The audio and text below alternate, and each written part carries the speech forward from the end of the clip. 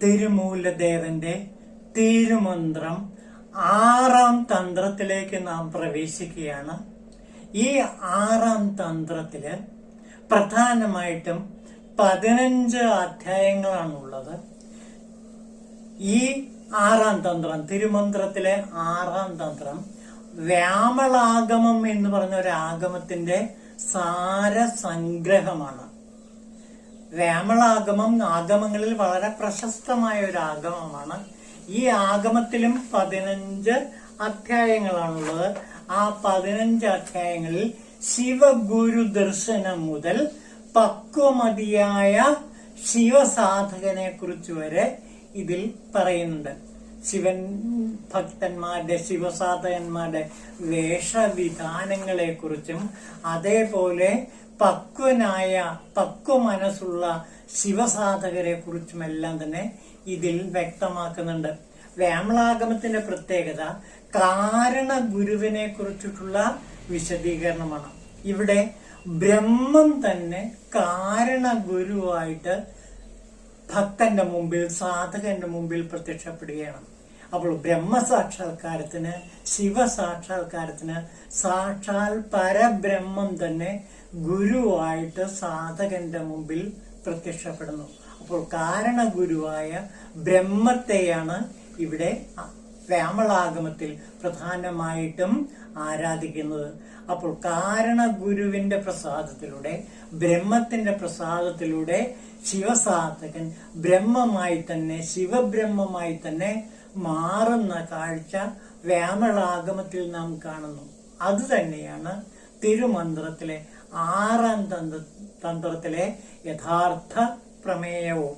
നമുക്ക് 6-ാം തന്ത്രത്തിലേക്ക് പ്രവേശിക്കാം. അതിൽ 1-ാമത്തെ അധ്യായം ശിവഗുരു ദർശനമാണ്. നോക്കൂ, സ്നേഹത്തെ ഉണർത്തിവിട്ട് അഖണ്ഡമായി വരാൻ നിന്റെ സ്നേഹം തന്നെ അരുൾമൊഴി എന്നാൽ ഉള്ളം പൂതമാക്കി സത്തോടസത്തും സദസത്തിനെയും കാണിക്കാനെത്തും എന്നുള്ളിൽ ഒരു ഈശ്വരനെ ബ്രഹ്മഗുരുവാം. അപ്പോൾ ബ്രഹ്മഗുരുവായ ശിവനെ കുറിച്ചിട്ടാണ് പറയുന്നത്. എന്റെ ഉള്ളിൽ ബ്രഹ്മഗുരുവായ ശിവൻ ഇതാ പ്രത്യക്ഷപ്പെട്ടിരിക്കുന്നു. എന്തിനു വേണ്ടി? സ്നേഹത്തെ ഉണർത്തിവിട്ട് അഖണ്ഡമായി വരാൻ.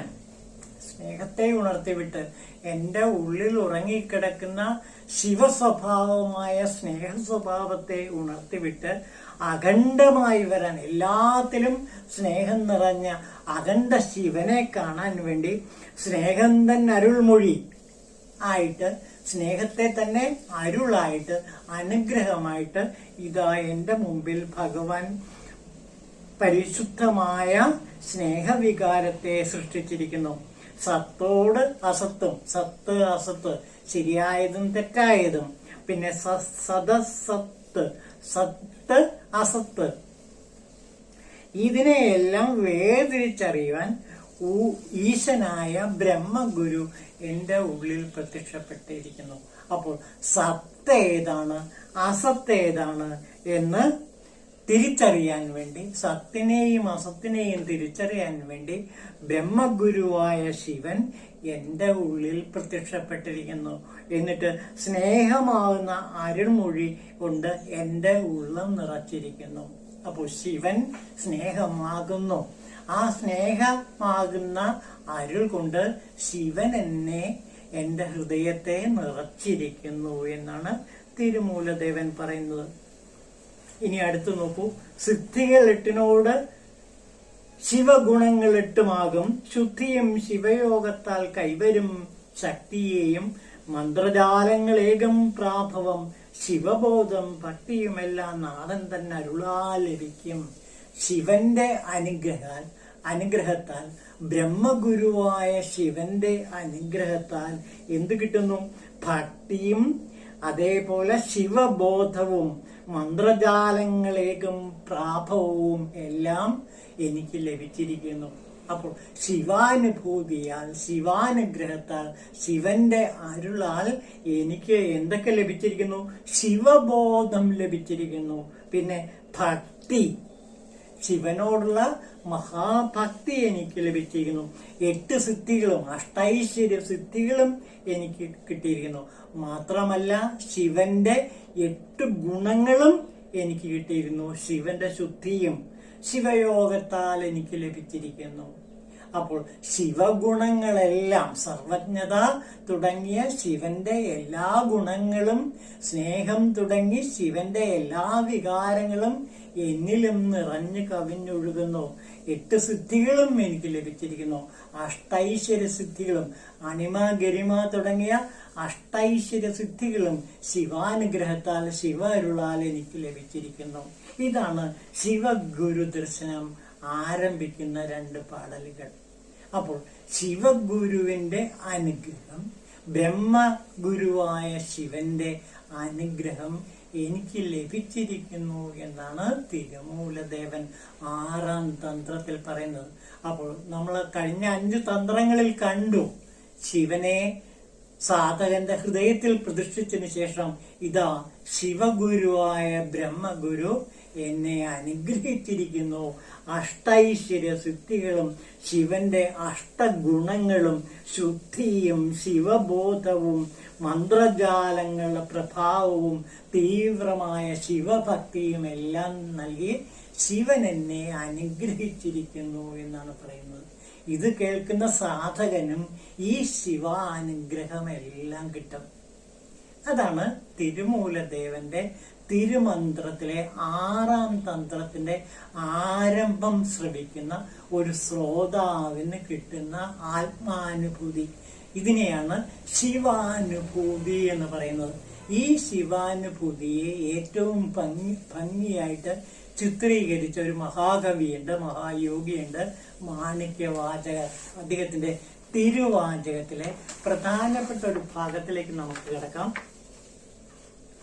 ശിവാനുഭൂതി എന്നാണ് അതിലെ 20ാമത്തെ അധ്യായത്തിന്, തിരുവാചകത്തിലെ 20ാമത്തെ അധ്യായത്തിന് കൊടുത്തിരിക്കുന്ന പേര്. മാറി നിന്നെ മോഹിപ്പിച്ച് വഞ്ചിച്ചിട്ട് പഞ്ചേന്ദ്രിയ വൃത്തി മാറിയാലുണ്ടാം സുധാധാര, എന്നുള്ളിൽ ഉറിമിന്നുണർന്നിഴും പരംജ്യോതി. ഇതേവരെ ശിവൻ എനിക്ക് അപ്രത്യക്ഷനായിരുന്നു. കാരണം എന്താ? മാറി നിന്നെ മോഹിപ്പിച്ചുകൊണ്ടേയിരിക്കുകയായിരുന്നു. കാരണം പഞ്ചേന്ദ്രിയ വൃത്തികളിൽ ഞാൻ മുഴുകിക്കഴിയുകയായിരുന്നു. അങ്ങനെ പഞ്ചേന്ദ്രിയങ്ങളുടെ മേലെ ആധിപത്യം സ്ഥാപിക്കുമ്പോൾ, പഞ്ചേന്ദ്രിയങ്ങളുടെ മേലെ ശരിക്കും പൂർണ്ണ നിയന്ത്രണം ലഭിക്കുമ്പോൾ ശിവൻ മുമ്പിൽ പ്രത്യക്ഷപ്പെടുന്നു, ശിവാനുഭൂതി ലഭിക്കുന്നു. അതേവരെ ശിവൻ നമ്മുടെ ഉള്ളിൽ നിന്ന് മറഞ്ഞു നിൽക്കും. മാറി നിന്നെ മോഹിപ്പിച്ചു. ഇതേവരെ ഞാൻ ശിവനെ കാണാതെ ശിവനെ തേടി അലയുകയായിരുന്നു. കാരണം എന്താ? ഞാൻ പഞ്ചേന്ദ്രിയങ്ങൾക്ക് അടിമയായിരുന്നു. പഞ്ചേന്ദ്രിയങ്ങൾ അധിപനായി മാറിക്കഴിഞ്ഞപ്പോൾ, പഞ്ചേന്ദ്രിയങ്ങളുടെ യജമാനനായി മാറിക്കഴിഞ്ഞപ്പോൾ ശിവൻ എന്റെ മുന്നിൽ പ്രത്യക്ഷപ്പെട്ടു. സുധാധാര, ശിവന്റെ സ്നേഹധാരയിൽ ഞാൻ മുങ്ങിക്കുളിച്ചു. എന്നുള്ളിൽ ഊറി നിന്നുണർന്നിഴും പരഞ്ജ്യോതി, എന്റെ ഉള്ളിൽ പരഞ്ജ്യോതിയായ ശിവൻ പ്രകാശിച്ചുകൊണ്ടേയിരുന്നു.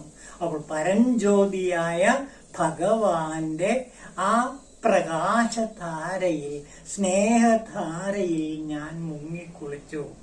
ഇതാണ് ശിവാനുഭൂതി. നോക്കൂ, എന്നെ ഇങ്ങ് അനുഗ്രഹിച്ചിടണേ, ചിന്ത പോലും ജന്നത്താ ദൂരം വാഴും നാഥനെ കാരുണ്യാപ്തേ. അല്ലയോ കാരുണ്യാപ്തേ, അങ്ങയുടെ പാതാരവിന്ദങ്ങളിൽ ഞാനിതാ നമസ്കരിക്കുന്നു.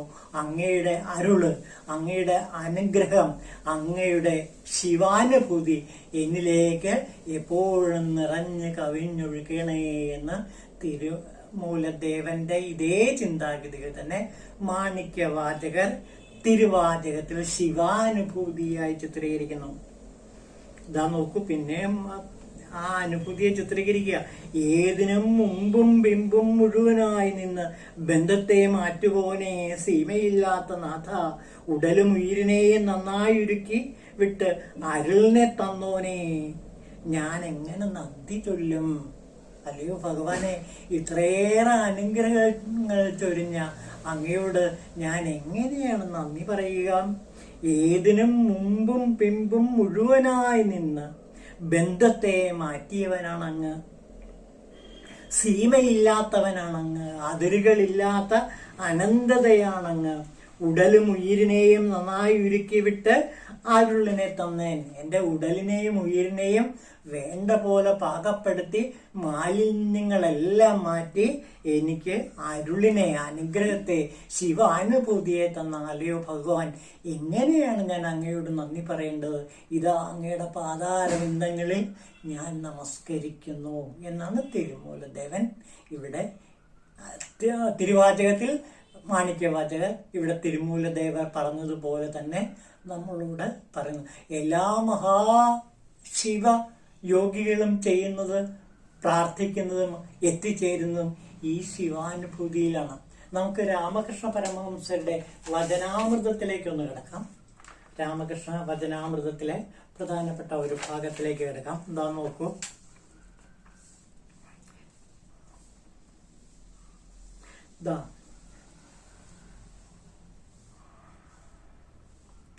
കാളിയും ബ്രഹ്മവും ഒന്നെന്നറിഞ്ഞു ഞാൻ ധർമാധർമ്മങ്ങളെ കൈവിടിഞ്ഞേൻ. ഞാനിപ്പോൾ ഇതറിയുന്നു, കാളി, എന്റെ ദൈവമായ കാളിയും ബ്രഹ്മശിവനും ഒന്ന് തന്നെയാണെന്ന്, ശിവബ്രഹ്മവും ഒന്ന് തന്നെയാണെന്ന് ഞാനിപ്പോൾ തിരിച്ചറിഞ്ഞു. അതോടെ ധർമാധർമ്മങ്ങളെ എല്ലാം ഞാൻ കൈവെടിഞ്ഞു എന്ന് പറഞ്ഞിട്ട് ശ്രീരാമകൃഷ്ണ പരമഹംസർ പറയാണ്, ഈശ്വര ദർശനമുണ്ടായാൽ സർവ സംശയങ്ങളും അടങ്ങുന്നു. അപ്പോൾ അനുകൂലമായ കാറ്റ് വീശുന്നു.